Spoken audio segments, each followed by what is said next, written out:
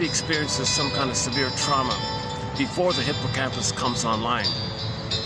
Then all that trauma is recorded in another part of the brain called the almond. The almond is also a part of the brain, inside the brain. It's just a little thing shaped like an almond called the amygdala, the famous amygdala. Now the amygdala is there first. Now the thing with the amygdala is it doesn't understand time. There's no time. It's timeless. Okay. Now the trauma is recorded in this part of the brain. Now we don't recognize this really. Hence it's considered shadow. The shadow knows.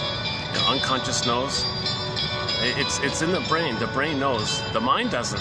The mind is related to the hippocampus and the ego and your conscious adult mind like that. But a lot's going on with the hippocampus. I mean the amygdala.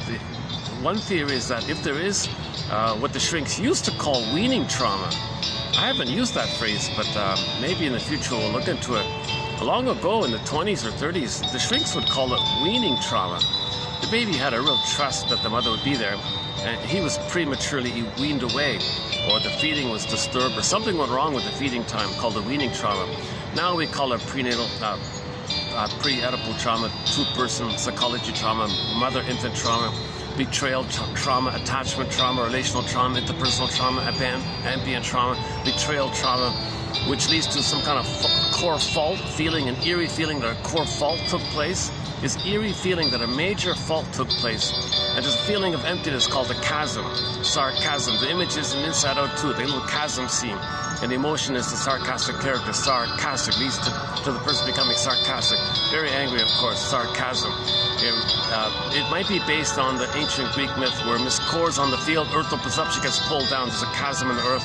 Hence the geological metaphor, the basic fault, like a fault line in the earth. We feel like that fault within, psychologically speaking, emotionally speaking, kind of basic fault within.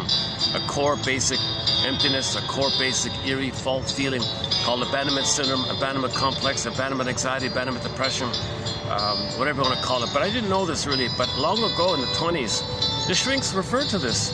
They just simply called it weaning trauma. Weaning. The child was nursing and he was pulled away too soon. And he feels like a huge falling crack-like feeling inside. A basic fault took place. So let's see if we can bring back that phrase. I think it's a little bit descriptive, a little bit helpful, a little bit clarifying, like that.